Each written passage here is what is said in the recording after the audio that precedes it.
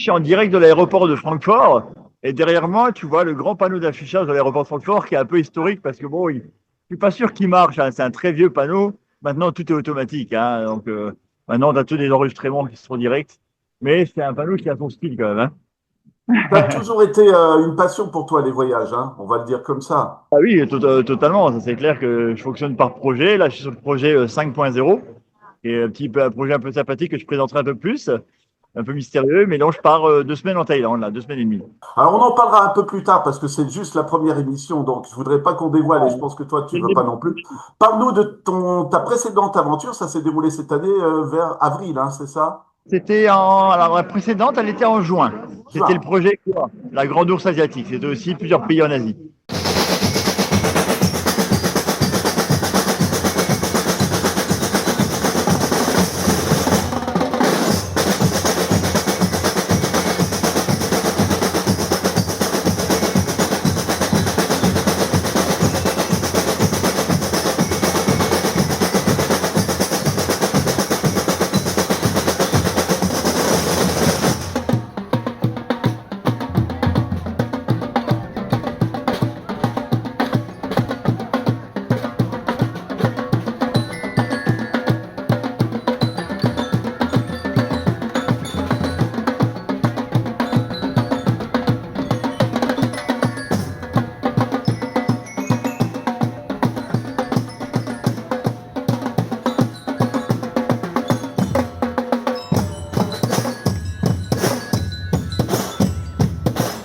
Voilà, alors tu veux bien rentrer un peu dans le détail quand tu parles de projet, il faut bien rappeler comment tu prépares tout ça parce que c'est génial, quoi.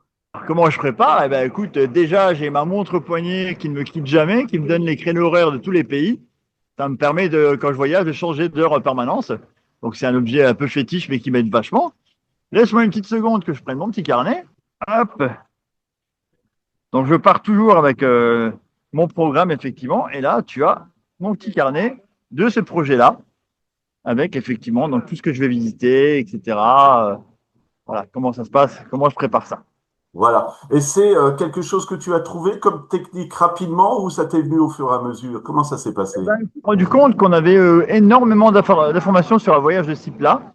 Et ben, j'ai commencé à préparer un genre de grand post-it, un genre de grand post-bête, où tout était noté, les horaires des vols, les trajets, les voitures, etc. Et ce petit carnet, ben, c'est un petit peu ben, mon projet entier de voyage, et je le suis. J'en ai un grand aussi qui contient tous les documents. Alors, je te le sortirai pas parce qu'il est un peu grand, mais Oui. c'est peut-être tous les documents, les billets de vol, les billets de taxi, les machins, etc. Et avec Voilà. ces deux trucs-là, tu peux partir tranquille. Quand tu dis que tu pars, bah, par exemple, 2 semaines, je suis sûr qu'on t'a déjà fait la remarque, mais ça doit coûter de l'argent, ça doit être incroyable. Rappelle-nous comment tu fais parce que c'est absolument génial et c'est franchement, ça donne envie de voyager dans le monde entier, quoi. J'en parlerai un peu plus dans mon bouquin, mais je D'accord. peux déjà faire une ébauche. En fait, c'est tout con. Je me suis rendu compte il y a plusieurs années qu'on mettait tous, chacun par mois, une somme allouée à quelque chose de spécial. Certains, ça peut être pour l'alcool, pour les cigarettes, pour la voiture, ce que tu veux. Donc, chacun a cette somme qui, tous les mois, part pour quelque chose, un plaisir, un truc habituel. Et moi, mon plaisir, ben, c'est les voyages. Donc, chaque mois, j'ai une somme de mon budget qui part pour les voyages.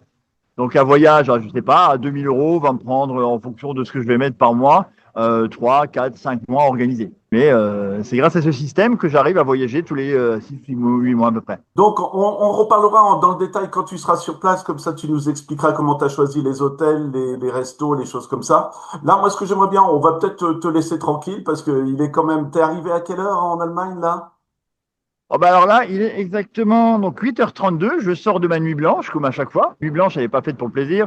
Elle est faite déjà pour éviter le stress du réveil, de louper le réveil, etc. Tu arrives plus détendu à l'aéroport et ça prépare ton corps au décalage horaire. Là, Ouais. je vais me manger presque 16 heures de vol avec 8 heures de décalage horaire. Donc mon corps, il va dormir directement dans l'avion. Donc là, je suis fatigué, j'ai pas dormi la nuit. Ouais. Comme à chaque fois, donc j'arrive très tôt le matin, j'ai mon vol à 11 heures vers New Delhi et ensuite New Delhi-Bangkok. Bah écoute, moi ce que je te propose, vraiment, on va te laisser tranquille et puis on se retrouve à New Delhi prochainement alors, c'est ça? Ben oui, écoute, ben, New Delhi, écoute, je te ferai signe, voir avec le décalage si on a à se capter, aucun problème. Super, bon voyage, hein, Sébastien, merci, hein. Merci beaucoup, allez, à tout à l'heure. C'est super, voilà, écoute, j'arrête l'enregistrement, c'est trop bien. Donc, parce qu'ici, donc 22h10 ici, hein. Chez toi, il est 16 heures. Je voulais te parler d'un truc qui existe beaucoup en Thaïlande, énormément même, c'est les marchés de nuit. Alors, il y en a beaucoup, beaucoup, beaucoup, beaucoup. Donc là, tu vois, j'étais dans le marché de la bouffe, mais on en trouve là, bon, partout. Alors, c'est très, très lumineux, hein, parce que bah, il fait nuit, forcément, et tu vois de tout, de tout, de tout. Alors, ça s'appelait la... Je sais pas si tu vois la bouffe de ce côté-là. Alors, effectivement, tu verras pas ma tête pendant quelques minutes, hein, mais ça te donne une idée de ces petits marchés, en fait, qui sont partout le soir, et les gens se regroupent. Alors, il y en a énormément, hein. J'ai dû compter au moins 300 échoppes, hein. Et il y en a toute la nuit comme ça. Ça reste ouvert très très tard. Et ils vendent de tout. Alors, c'est des spécialités locales, ça peut être de la bouffe, ça peut être des habits, ça peut être des touristes, des trucs pour touristes, des souvenirs, etc., etc., etc. Donc, pendant quelques minutes, je vais essayer de pas faire trop long. Je vais te montrer un peu ce que ça donne, ces petits marchés jusqu'au principal. C'est aussi un grand, grand marché local. Et tu vois, là, il est 22h12, je veux dire, les rues sont blindées, il y a plein de monde, enfin, ça bouge, quoi. Hop, j'y suis presque. Encore 2 mètres. Hop, hop, hop, je me dépêche, je me dépêche. J'ai pas tout vu encore et c'est compliqué, hein. Alors, tu vois, un marché typique local, un Nusan Market. C'est grand, c'est même immense, et t'as tout, hein. Alors, c'est très, très éclairé. Alors, tu vois, tu peux avoir des glaces, tu peux avoir des petits magasins qui sont ouverts très, très tard. Voilà, encore un marché typique nourriture, quoi. Et t'en as beaucoup Voilà. comme ça. Écoute, j'avais entendu qu'il faisait très frais. Et c'est vrai que j'avais complètement oublié qu'on était en Thaïlande. Donc, très frais, ça veut dire qu'il fait entre 20 et 30. D'accord. Voilà. Que cet après-midi, enfin, que hier, il s'est les gelés, ils étaient à 19. Alors, pourquoi? C'est parce qu'il y a beaucoup de vent en ce moment, peut-être la période. Et du coup, les températures baissent un peu. Mais tu vois, je suis en t-shirt. Voilà, il fait encore facilement 26 ce soir, hein. Bah, en fait, je cherche beaucoup de locales quand je fais mes voyages. Et les marchés de nuit, c'est typique de la Thaïlande. C'est-à-dire que dans toute la Thaïlande, tu as ce genre de marché. Là, à Chiang Mai, bah, il est assez grand, mais il y en a partout. Et oui, c'est des marchés que les gens aiment bien parce que alors, il faut savoir que les Thaïlandais, ils n'ont pas comme nous des heures pour manger. Nous, on mange à midi, à 19h, à 7h le matin pour petit déjeuner. Eux, ils n'ont pas d'heure. Ils fonctionnent sur le système, on mange quand on a faim. Donc, il y a des échoppes qui sont ouvertes toute la nuit à 1h du matin, 2h du matin, mais ils mangent à 14h, comme ils peuvent manger à 16h, à 17h.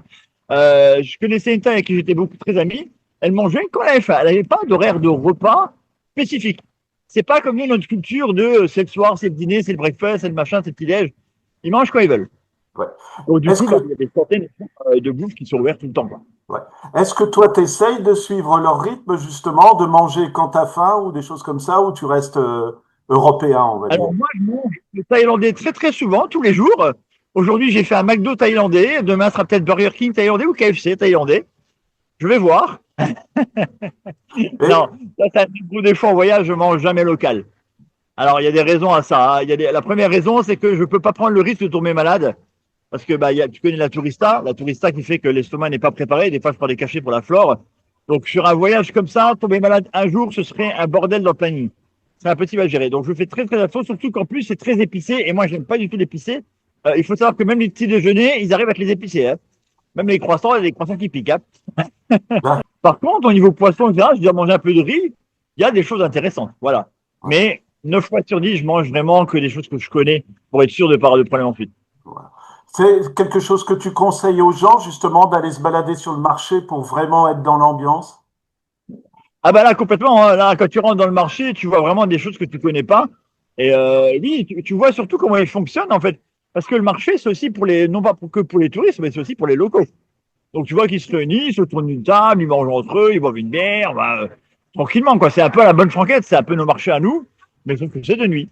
Ouais. Bah, Parce que écoute, cet après-midi, cette couleur que je t'ai montré, il n'y avait personne. Il n'y avait pas un chat, c'est-à-dire que les voitures passaient et tout, la rue était vide. Et à la minute où le marché s'est installé, à partir de bah, à peu près 19h, 20h, la rue, ils l'ont bloqué. Ils l'ont mis en accès que piéton. Demain, je vais faire une petite visite de Chiang Mai, donc la ville elle-même. Alors, je connais déjà les temples ici, donc je pense pas que je vais filmer les temples, mais voir un peu ce que le centre-ville peut nous donner en direct, je sais pas, voir un peu ce qu'il peut y avoir. Même si je connais déjà, il y a peut-être des choses que j'ai pas vues. Il y aura toujours des choses qu'on n'a pas vues, de toute façon.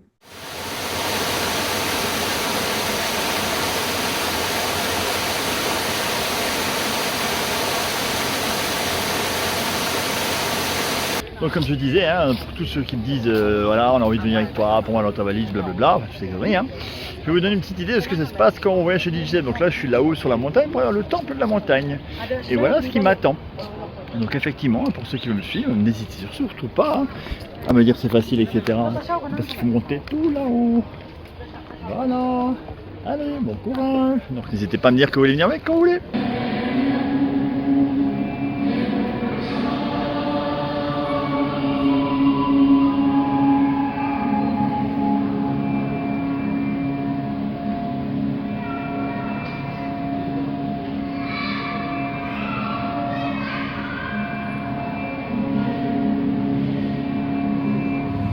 Alors aujourd'hui ça va aller bien une petite vidéo. Hein.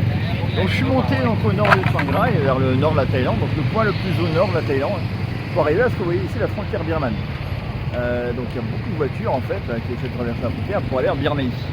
Bon alors évidemment moi je ne pourrais pas y aller parce que j'ai pas ni les papiers pour ni les visas pour, hein. Donc je ne pourrais pas faire grand chose. Mais bon je vais pouvoir faire peut-être un petit peu de marché local, j'ai garé la voiture juste avant donc je suis tranquille. Mais je vais pouvoir me le dévaler un petit peu. On voit plein de gens qui essaient de passer la frontière avec des marchandises, des voitures. Il y a toute une file de gens qui attendent du côté là, voilà, pour avoir leur papier, je pense, le papier, comme le passeport. Mais voilà, bon là malheureusement on ne pourrait pas aller plus loin. Il fait 27 degrés, il est un peu frais tout à l'heure, ouais. Mais voilà, donc bon ça va. Je vais vous donner une petite idée comment je suis arrivé jusque là. Bon, je suis au plus au nord, mais ouais, à mon avis, je pense que je ne passerai pas cette frontière facilement. Non, même pas. J'ai même pas mon passeport sur moi, je pense que mon c'est même. Mais bon, au moins je vois vite comment c'était. Allez, à bientôt Birmanie, peut-être un jour. Et voilà, donc Sébastien, ça tu me connais très bien. Hein, donc voilà, aujourd'hui je suis effectivement à Khon Kaen, à quelques kilomètres de mon hôtel, dans un restaurant typiquement thaïlandais. Et je suis avec Bia, qui est mon ami depuis plus de 5 ans maintenant, par correspondance Facebook. Et on s'était proposé de se rencontrer donc avec son copain ici, autour d'un repas. C'est pour ça qu'on voit ici le repas, on voit son copain qui est là, qui est très sympa. Je ne vois pas, je suis désolé. Ouais. Alors, tu as des choses qu'on connaît, hein, ça tu connais, voilà, ça tu connais. Ouais. Bon, des choses qu'on ne connaît pas trop, un peu plus bizarre. Bon. Mais sinon, c'est trop local et c'est très seafood, j'appelle ça, donc la nourriture de mer, des poissons, etc. Quoi, hein. Bras zéro, ils chauffent avec du charbon et ils chauffent eux-mêmes. C'est très sympa. Et je suis le seul touriste, donc Finlande, comme on dit ici, dans le restaurant. Donc hier, j'étais effectivement au lac, avec le lac du lotus rouge, effectivement, avec plein de lotus. C'était très sympa. C'était une balade avec le ballon, avec un lac tout seul, avec le moteur et tout. Vraiment super agréable. Voilà. Donc, tu conseilles de dépayser, de partir un petit peu à l'aventure, c'est le meilleur moyen de découvrir un pays. Il faut savoir faire un peu des deux, faire un peu d'aventure et un peu d'organisation, parce que trouver un hôtel à l'aventure ou un taxi à l'aventure, bon, tu peux toujours le faire. Mais quand tu organises un petit peu d'avance, ça peut être bien, ça t'évite du tracas que tu n'as pas à avoir sur place. Ça, c'est pas grave. Mais les autres rencontres, comme celle que je fais aujourd'hui, des choses comme ça, après tu te bats, tu dis, bah, tiens, soirée libre au bar ou journée libre pour faire ça, etc. Il ne faut pas se blinder trop l'agenda comme je faisais à l'époque. Faire un peu des deux, s'organiser, mais pas trop. Se laisser place à l'imprévu. Là, je suis seul. Je peux faire ça si tu veux, mais ça ne sera pas grand-chose. Si, c'est OK. Merci. Et puis à très bientôt.